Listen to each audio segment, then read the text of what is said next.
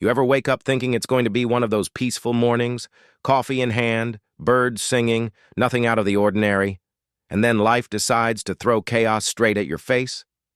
That was me, just enjoying my quiet morning on the ranch when out of nowhere a full-blown human storm touched down on my property. And no, it wasn't bringing small talk or sunshine. It was there to auction off my tractor. Not some rickety lawnmower from the 80s, mind you. This was my pride and joy, a mechanical beast with enough horsepower to tow a mountain. And there she stood, clipboard clutched like a weapon, veins pulsing the words, "I'm here to destroy your peace," waving her arms like a conductor of madness. "Sir, you can't park that here. This equipment violates HOA regulations," she barked. I just stared, then looked back at my tractor, half wondering if my coffee had suddenly turned hallucinogenic. "Violation?" I asked, keeping my voice steady, the way you do when you're dealing with a natural disaster in human form. "This is my tractor on my land. You don't have the right to touch it, let alone sell it." Her grin widened, smug and shiny, like she'd just solved world hunger. "Well, technically, HOA rules state..." And that's when it hit me. We had officially entered Karen Logic 101, where reason dies and nonsense reigns supreme. Before I could even reply, she whipped out her phone and started live streaming a "Discharge toward the tractor." Clipboard raised high, voice at full volume, declaring something about Article 14, Section 9 like it was the law of the land. Meanwhile, the sheriff just leaned casually on one of the giant tires, clearly fighting back laughter. "Ma'am," he said, his tone calm, but with that hint of amusement only a cop with years of patience could muster, "I believe you're trespassing." Again, that line hit harder than a gavel. The neighbors erupted into laughter. One woman shouted, "Get her, Sheriff!" and someone else started recording from a drone. Karen froze mid-step, her righteous fury melting into the unmistakable face of someone who just realized they'd overplayed their hand.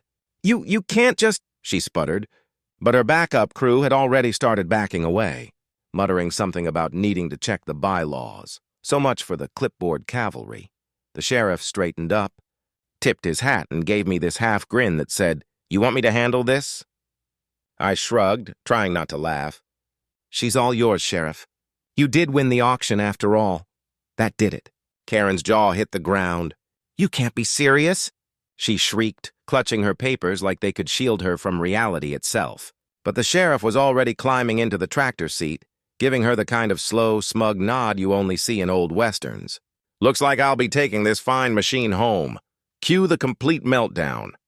Karen's face cycled through every color known to mankind, red, purple, green, and finally a defeated pale white as she tripped over the same garden hose again. The neighbors cheered like they were watching the finale of a reality show. Phones were out, people were narrating, and one guy yelled, "Do a donut, Sheriff!" To everyone's delight, he actually did. A slow, triumphant spin in the middle of the yard, dust flying and laughter echoing. And me. I was standing there with coffee stains on my shirt, realizing my morning had transformed into a full-blown circus of chaos and karma. The HOA crew scattered. The sheriff rode off like a hero in a country ballad, and I couldn't help but think, this had to be the wildest Tuesday in ranch history. Little did I know, though, the real storm was still brewing. Because with Karen, there's always another round coming. Attempt to reclaim absolutely nothing. She'd tripped on the garden hose again, like it was her mortal enemy.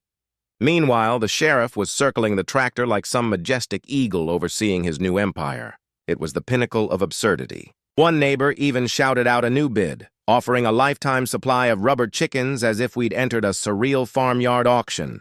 The sheriff just sighed, half amused, half wondering if we'd all collectively lost our minds. Karen, however, had reached full meltdown mode. Her words made less and less sense with every syllable. "This isn't over.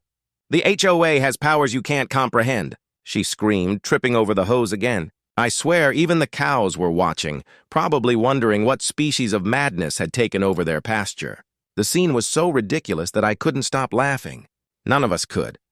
The air was filled with laughter, chaos, and the faint smell of burned pride. Just when I thought it couldn't escalate any further, the sheriff leaned toward me, whispered something about extra paperwork, and winked. That's when I knew this day was far from done. Because apparently this wasn't just about a tractor anymore. It was morphing into a full-blown soap opera starring Karen, the sheriff, and a rotating cast of confused neighbors. Moments later, backup arrived. Karen had called in reinforcements, or so she thought. A lawyer stepped onto my property, briefcase in hand, looking like he'd been summoned from a courtroom-themed talent show. "Sir," he announced dramatically, "you must relinquish the tractor immediately. The HOA has legal grounds." He flipped through his papers with the flair of a magician revealing a trick. The sheriff didn't even flinch. "Interesting argument," he said, leaning against the tractor. "Except I legally bought it during your live stream on his property." Cue Karen's meltdown 2.0. She screamed, stomped, and managed to obliterate an innocent garden gnome. The poor thing toppled over, face first in the grass, a silent casualty of HOA tyranny.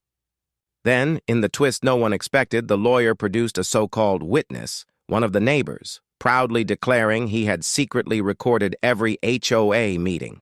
Dramatic, right? Until he dropped his phone straight into a mud puddle mid-reveal. The universe has a sense of humor, I'll give it that. By now, everything had descended into beautiful chaos. Mud splashing, phones recording, neighbors crying with laughter, and the sheriff revving the tractor's engine just enough to send Karen jumping like she'd seen a ghost. The lawyer tried to recover, but karma had other plans. He slipped on the same cursed hose. It was like a chain reaction of slapstick disaster. I couldn't have written a better script if I tried. Finally, Karen gave up. She spun dramatically, pointed at me like a villain in the finale of a bad movie, and declared, "You haven't seen the last of me," before storming off, tripping almost one last time. Her lawyer followed, probably rethinking every career decision. The crowd slowly dispersed, still laughing and replaying the scene like it was the highlight of their week. And me? I stood there, soaked in coffee and mud, watching the sheriff ride my tractor in a slow, triumphant circle. The property was safe.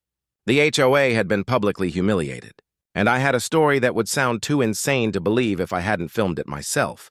Sometimes, life doesn't just hand you lemons, it drops an entire circus in your yard, complete with a Karen, a sheriff, and a cast of neighbors turned comedians. All you can do is laugh, grab your phone, and hit record. If you enjoyed this story, don't forget to hit that subscribe button. Every click helps me bring you even more wild, hilarious HOA tales. And be sure to tap that bell icon because trust me, the next story, justice gets even better.